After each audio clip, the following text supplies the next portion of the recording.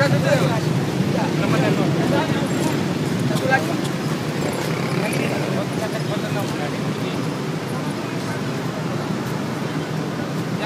Ayo lungguh sampun, lungguh pon. Lungguh yang bisa ya nih, Bun. Sendeno. Hah?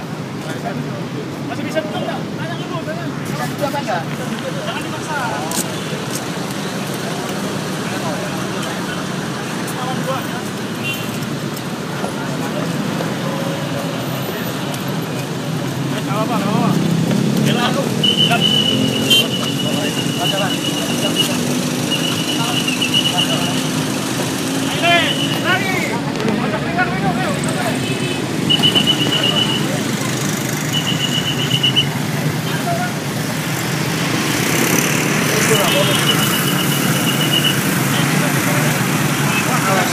Awas.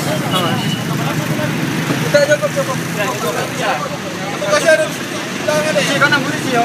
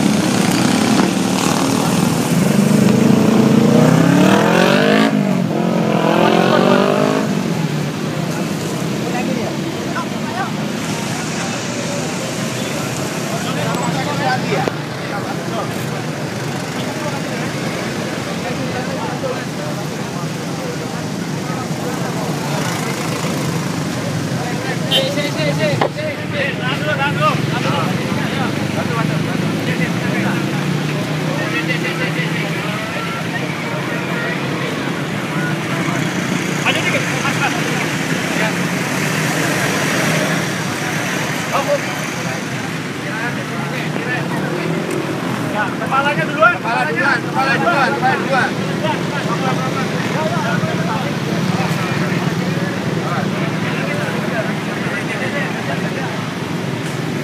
Bun. Mati kok ngono, Bun? Peran itu enggak apa-apa. Sama-sama, Bun.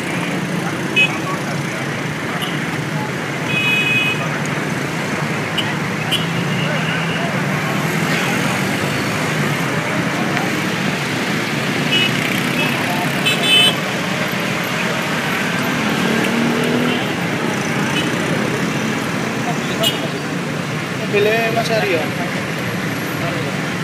Pakai Hima. Wakil Ketua Hima, Himpunan Mahasiswa.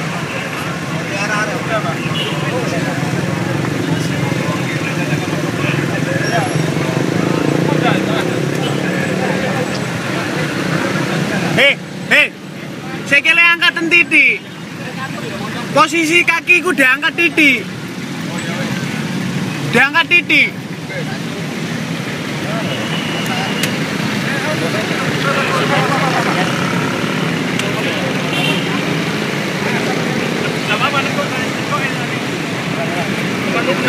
Yang bawah nekok mboten ono, Pak. Oleh gegere apa sebut.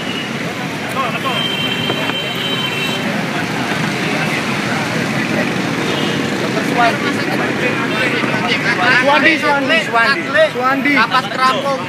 Ya, tambah Rejo, ya wes. Lewat Ngagle. Wes.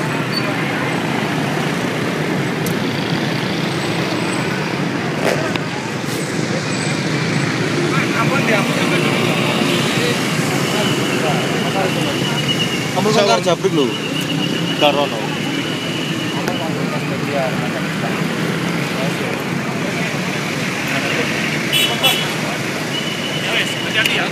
Di belakang hati-hati ya. Di belakang sini aja. Wes.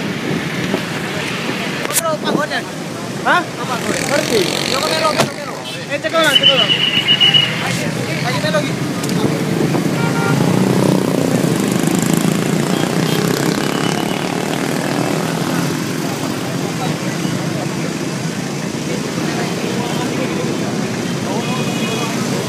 Ya, sedikit ricu ternyata.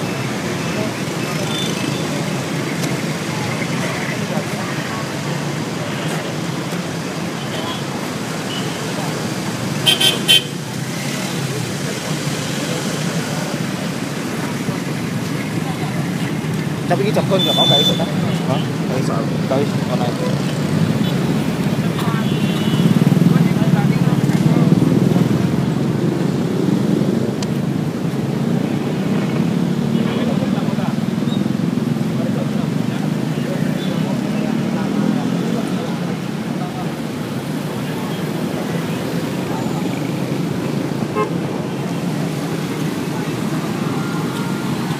Cekelan dikit deh.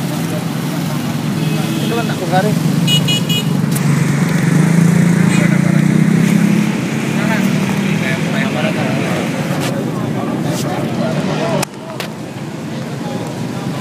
Dia ngerekam.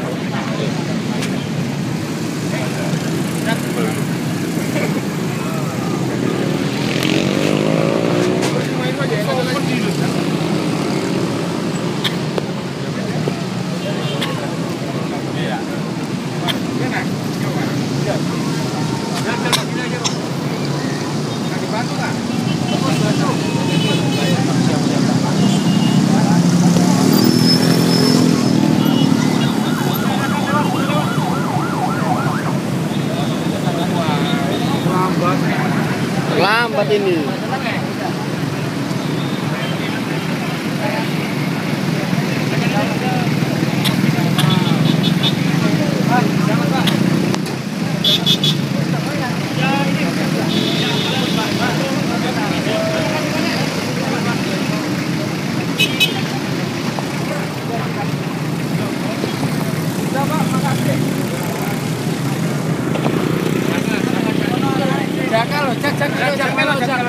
Kan dia aku garung gon. Melo iki. Iki lho. Aku melo. Kok ndak iso foto. Foto apa iki?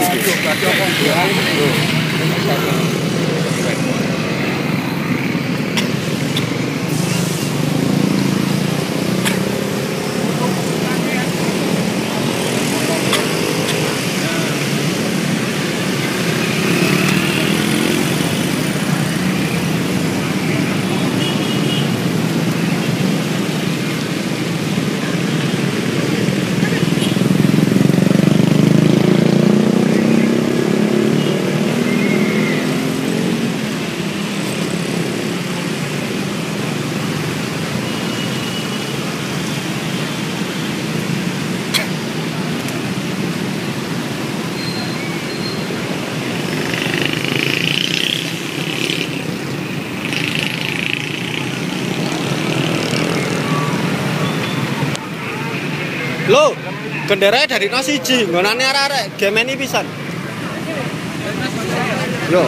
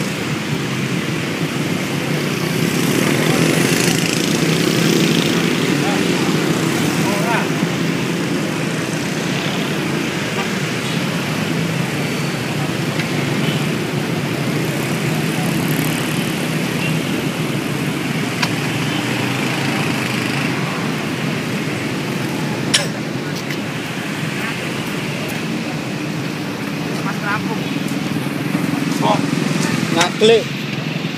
Bong.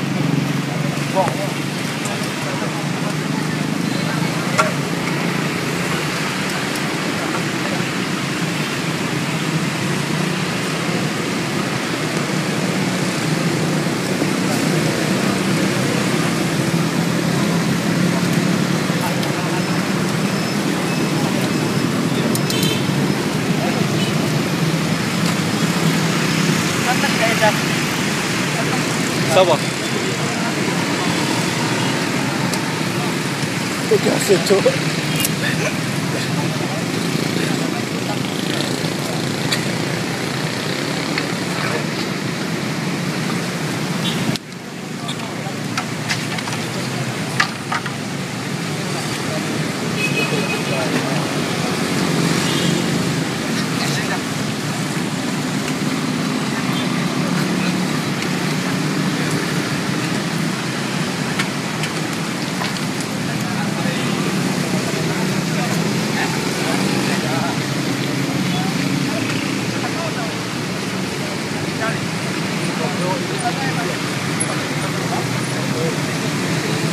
Tut. Tuh, tawangan ada.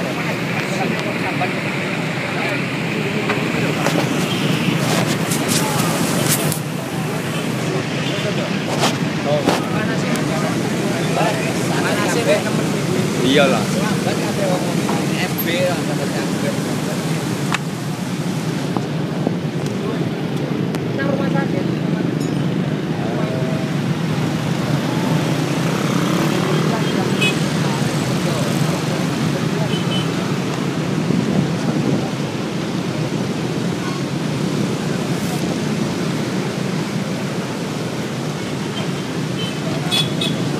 Belajar nanti Satpol PP dah.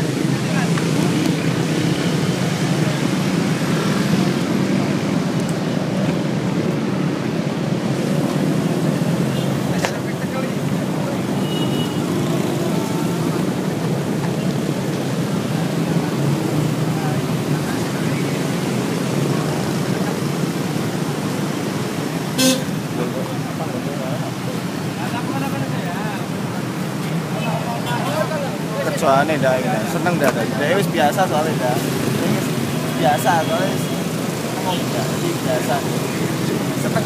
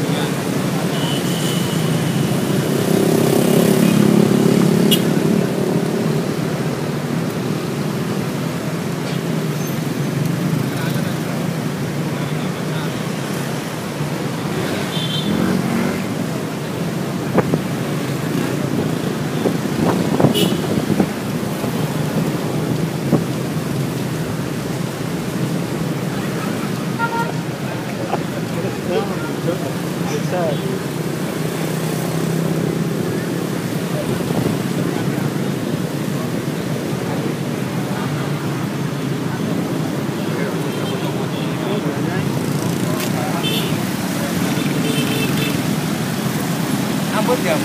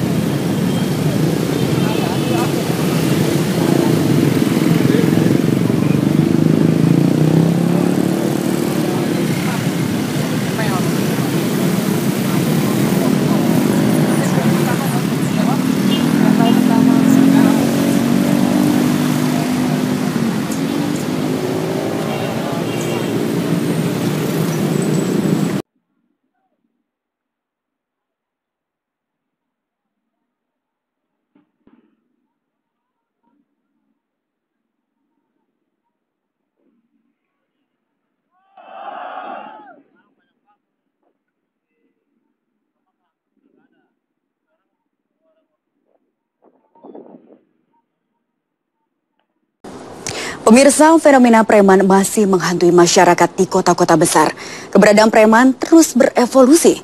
Sasaran kelompok preman pun beragam. Kelompok sampai perorangan menjadi sasaran aksi premanisme. Kelompok buruh misalnya. Mereka pun acap kali menuai bentuk premanisme kala berunjuk rasa memperjuangkan hak-hak buruh. Lalu seperti apa teror preman dalam kelompok buruh pekerja? Berikut penelusuran tim redaksi kontroversi.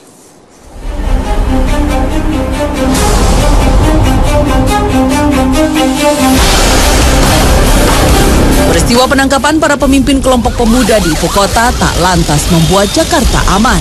Tertangkapnya Ketua Pemuda K, John K tahun lalu, dan tokoh pemuda Papua, Hercules Rosario Marshall, pada awal Maret 2013 tidak serta-merta menjadikan wajah ibu kota bersih dari keresahan, intimidasi, dan kekerasan.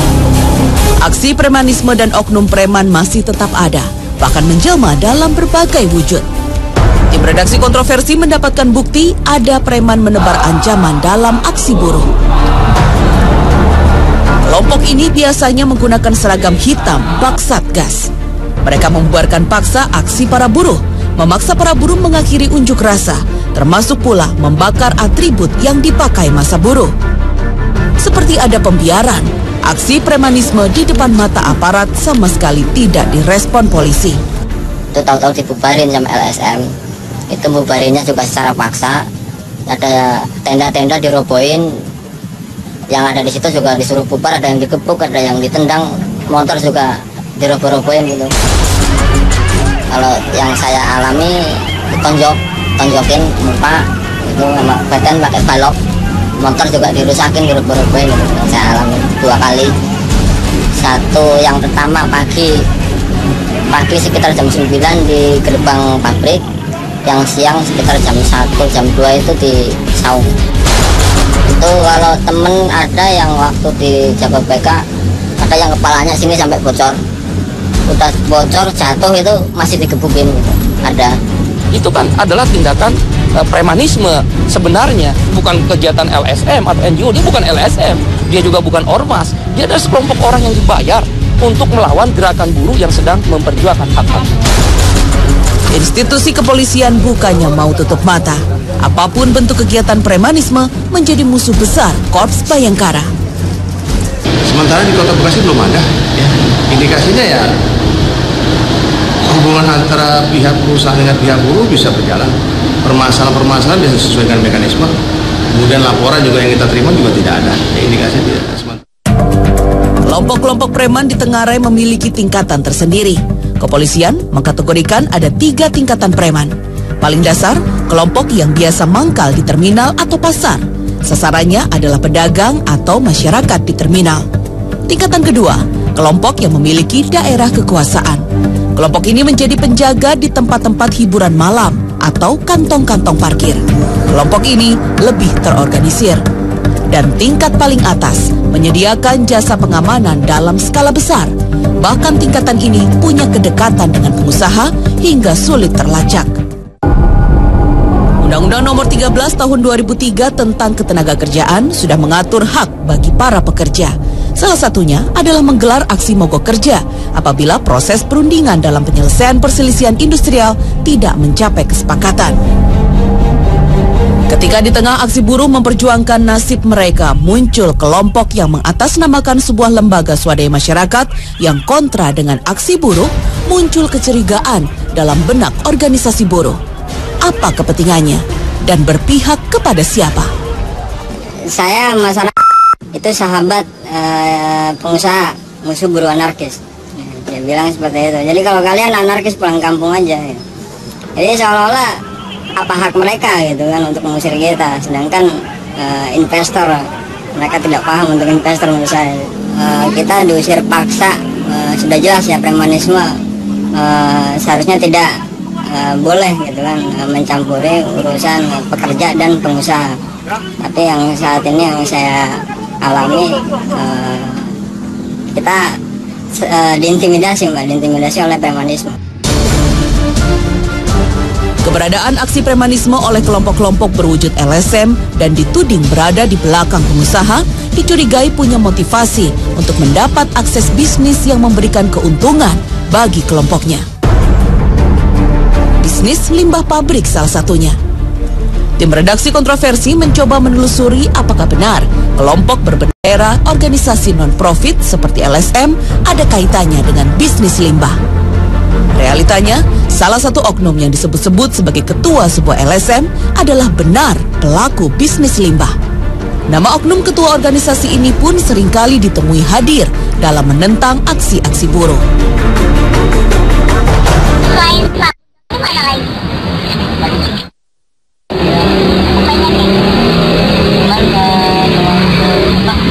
LSM di sini ketuanya. Kalau buat LSM anggota paling banyak ini. Oh, ada anggotanya yang bisnisnya sama juga gitu ya? Ya, kalau untuk konsultasi tim perang ini, tim perang itu kan, ya kan kalau rebutan SPK kan menembak, biasa ada gontong-gontongan lah. Tetapi, kecurigaan adanya politik balas jasa perusahaan dengan kelompok-kelompok tertentu ini secara tegas dibantah kelompok pengusaha. Kalau bicara mengenai limbah, sebetulnya bukan tukar barter seperti itu, karena bisnis is bisnis seperti itu. Karena memang ketika kita itu menjual sebuah produk barang dan kemudian katakanlah limbah tadi dan dari pihak tertentu tadi itu bisa membayar sesuai dengan harganya yang kita mauin, kita jual dan sebagainya, saya kira itu clear gitu kan. Tapi kalau bicara kemudian di barter seperti itu, terkesan bahwa tak kasih ini, kemudian nanti kamu yang penting bisa melakukan ini, tidak demikian itu. Tetap bisnisnya adalah merupakan bagian dari bisnis. Tetapi bahwa lingkungan yang tenang yang diharapkan oleh semua pihak yang ada di situ itu menjadi satu bagian yang penting, itu adalah mutlak gitu. Terlepas dari itu, praktek premanisme penebar ancaman bagi masyarakat bukan baru-baru ini saja meresahkan. Sudah sejak lama, kota besar seperti Jakarta dan kota-kota penyangga di sekitarnya harus menerima konsekuensi itu. Memang itu adalah fenomena hidup di Jakarta sebagai kota besar, demikian pula kota-kota besar di dunia lainnya, itu selalu ada premannya. Ya, jadi ada kebutuhan, ada penyedia permintaan gitu ya. Ketemu nih di dunia yang namanya underworld, di mana masing-masing bersepakat bahwa tidak akan lari ke hukum, tidak akan menyelesaikan masalah ke peradilan gitu ya, tapi menyelesaikan masalah lewat cara-cara sendiri nih, cara-cara yang preman tadi gitu ya. Ada kebutuhan, ada penyedia. Bagaikan lingkaran setan, selama keduanya masih ada, preman dan premanisme akan terus mengancam. Tim Liputan Trans 7.